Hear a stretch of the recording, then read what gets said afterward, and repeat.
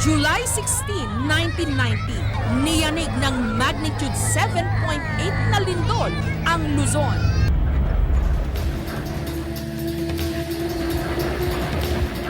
Nagdala ito ng matinding pinsala sa maraming lugar, lalo na sa Baguio City, Pangasinan, Nueva Ecija at La Union. Natin medyo makipot. Ayan, may butas na siya. May mga crack talaga.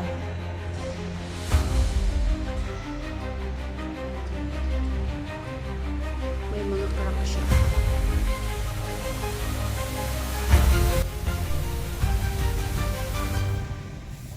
Isa nga ang simbahang ito sa natamaan ng lindol noong year 1990. Kung babalikan natin ang pangyayari noon, isa ang bayan ng Pangasinan sa may malaking pinsala na iniwan ng lindol. According sa namamahala dito ngayon sa building na to, this building is not totally abandoned, condemned. Kumbaga, ipinagbawal siyang gamitin dahil nga itong area daw na to noon ay lumubog, gawa ng lindol. Dahil delikado sa mga mananamba, sa mga members or worshipper, ay minabuti na lang na hindi ito gamitin at gumawa sila ng panibago nilang bahay-sambahan. At ayon nga sa ilang nakausap namin dito, itong flooring ng simbahan nila ay hindi na ang original na flooring niya. Dahil nga sa lakas ng lindol noon, ay nabiyak din ang kanilang flooring at lumubog. Kaya nirestore nila ang flooring nito para mapakinabangan pa ang ilang parte ng building. Ayan po ang pinaka-altar nila, oh. Ang ganda. So ayan guys, so dito sa likod ng altar nila ay may room.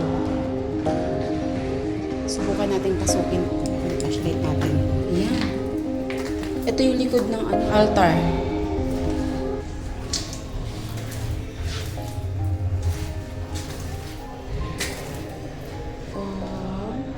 Medyo maraming lamok.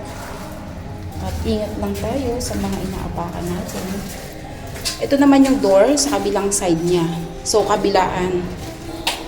And then, yan natin kasi baka may mga ahas na dito. Oops. Ang dilim. Wala namang iba kasi ito din, oh. Oh, door na rin yan. At ito, ayan na siya. Door na din siya.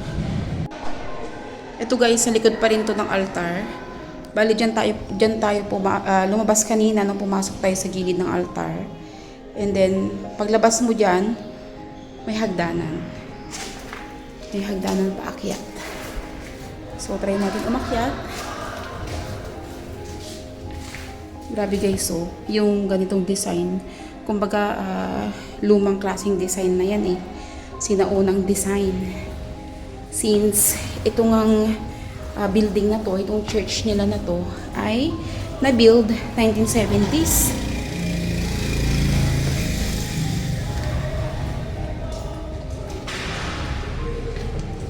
Wait lang, gamit tayo ng ilaw.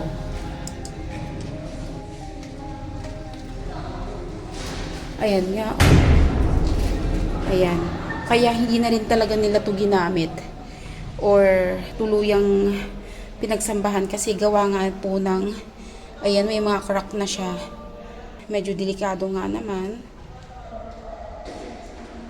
para sa mga mananamba. Ayan, o. Maliwanag pa naman guys, pero gamitan natin ng ilaw dahil medyo madilim yung dadaanan natin, medyo makipot. Ayan, o, may butas na siya dyan. So, be careful.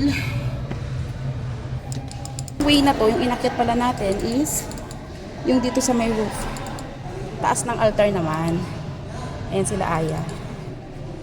Okay, nasa taas tayo ng altar. Ito guys, so tingnan nyo. Ibig sabihin, may nakatayo dito dati. Maybe yung pinaka-patron nila. Correct me if I'm wrong po ha. Mamaya alamin natin kung ano po yung talagang nakatayo dito. So, possible na yung nakatayo dito noon is natamaan ng lindol. Kumbaga, hindi kinaya, gumuho. Isa siya sa mga gumuho. Ayan o.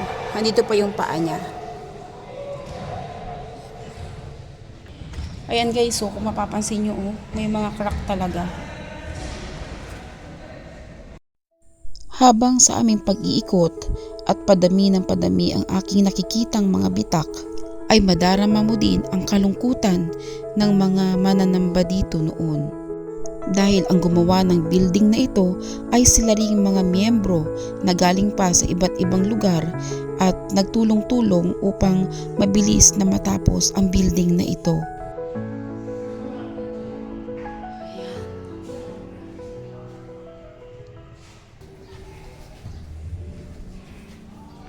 So guys, ito yung itsura ng ano. So ginawa na siyang imbakan. Grabe. In fairness din, matibay din talaga tong building na to. Hindi siya totally damaged. Ayan o, ginawa na siyang imbakan.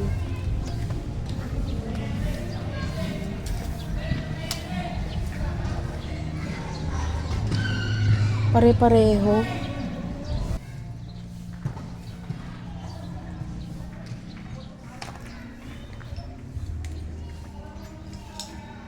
Ako curious ako, ano kaya to?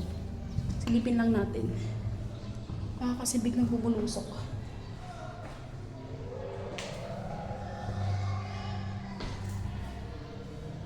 Wait lang. Medyo tatakot ako kasi baka mamaya di na ba mataso.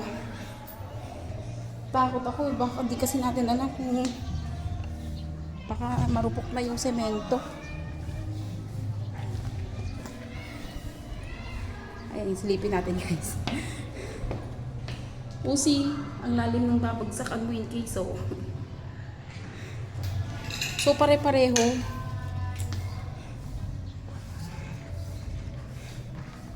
Ayan, dito yung kampana ng kanilang simbahan. Ayan, so guys, nandito na tayo sa pinaka-rooftop ng kanilang simbahan. Ito yung hagdan, akyat tayo.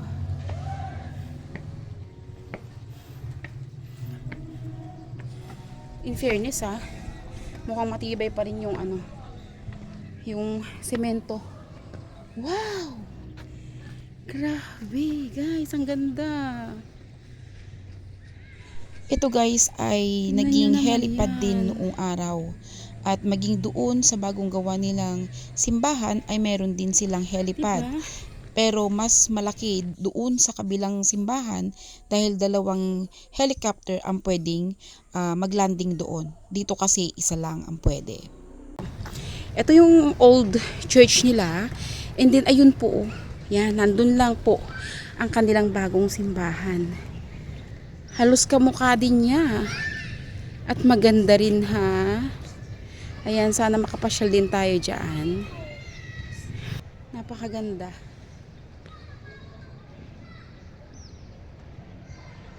Mula dito sa taas, ayan o, makikita nyo yung dagat. Ayun. So, walking distance sa dagat. Ganda. So guys, rent naman natin akyatin ito.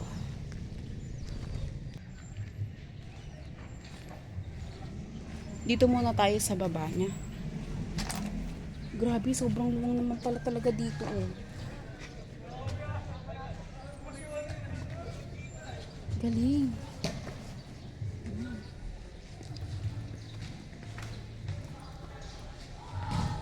Hindi mo maiiwasang hindi humanga dahil nalaman nga namin na itong building na to ay sila-sila lang din ang gumawa. Pulido at punong-puno ng pagmamahal. Ang daming kwarto-kwarto, no?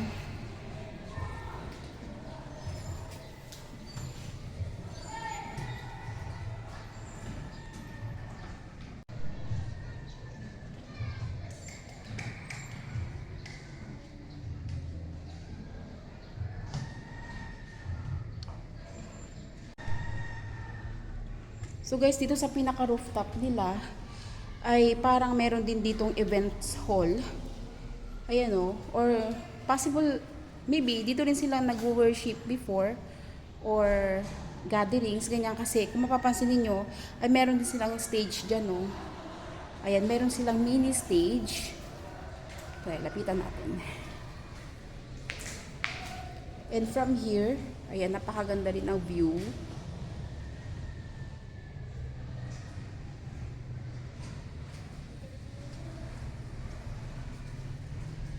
Ayan o, ito. Meron din silang stage. Ikit tayo. So, meron din pala silang ano dito, stage or events hall or worship hall. Ayan. Ang galing naman.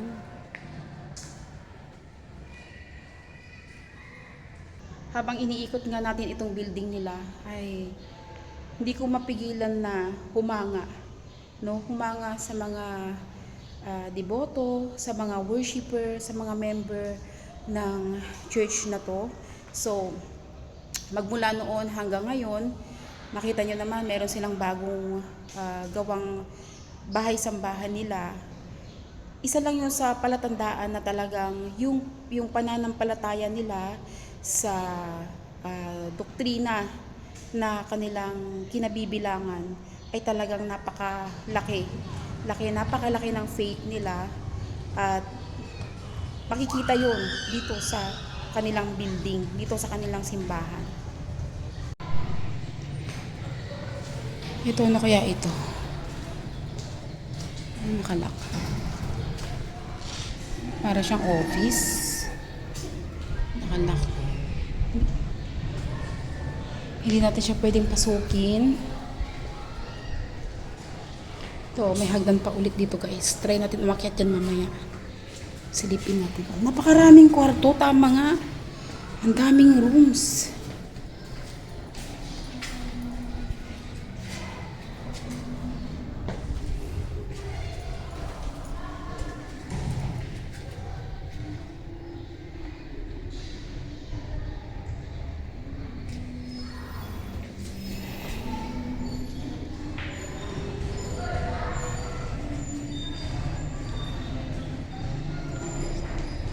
Ito siguro naging office din siguro nila ito noon. Wala na rin yung mga salamin ng bintana, wala na. Ayan.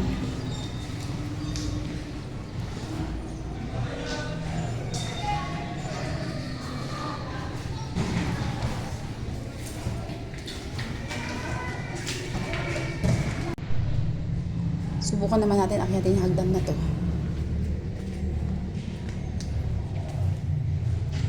Guys, dito naman sa mga hagdan nila, kumbaga parang wala ka namang takot dahil kung makikita ninyo, ayan o, intact pa at mukhang matibay. So may mga part lang talaga kanina na may mga crack yung walls.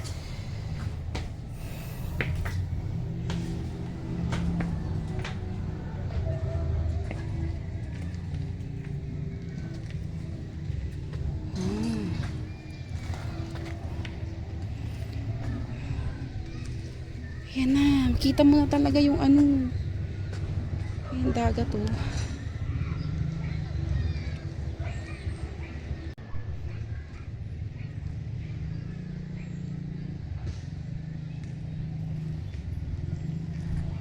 Tanaw ang dagat dito oh. Guys, believe din talaga ako sa pananampalataya nila sa kanilang religion. Kumbaga, makikita dito sa structures ng church nila kung gaano katibay ang kanilang mga pananampalataya. Yan guys, according na rin sa apo ng may-ari, kumbaga naging founder ng church na ito, ay magmula nung na-condemn ito ay hindi na talaga totally ginamit or pinag-worshipan nila.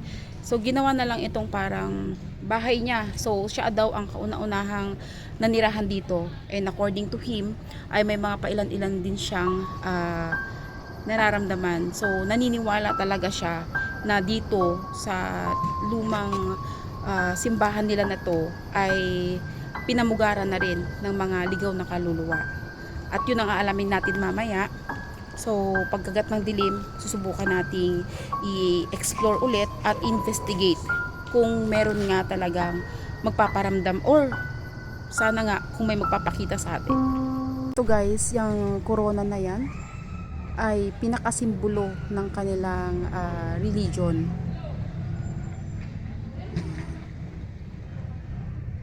Subukan din natin akyatin yung crown, simbolismo ng kanilang religion. So pataas na tayo ng pataas ha.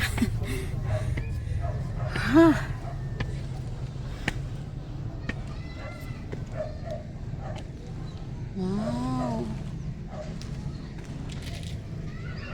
ang galing mo guys.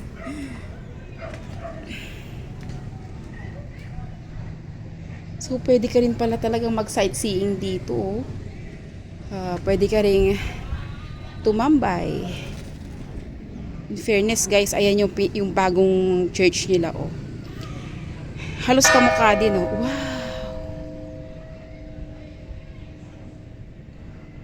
Wow! Uy, sakto. Tumunog yung kanilang bell.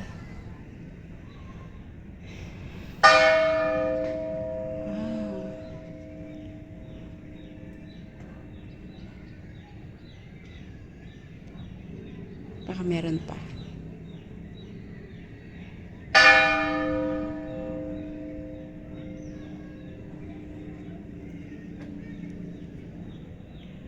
So napansin ko sila, nung tumunog yung bell, huminto sila.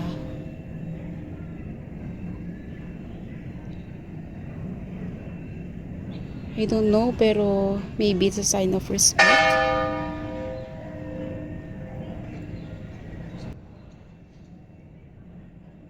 Hindi rin sila umaalis pa hanggat tumutunog pa yung bell.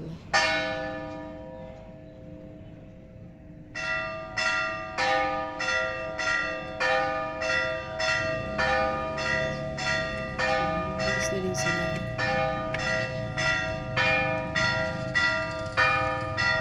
Magkakaiba man tayo ng ating mga paniniwala, nagkakaisa naman tayo sa ating pananampalataya.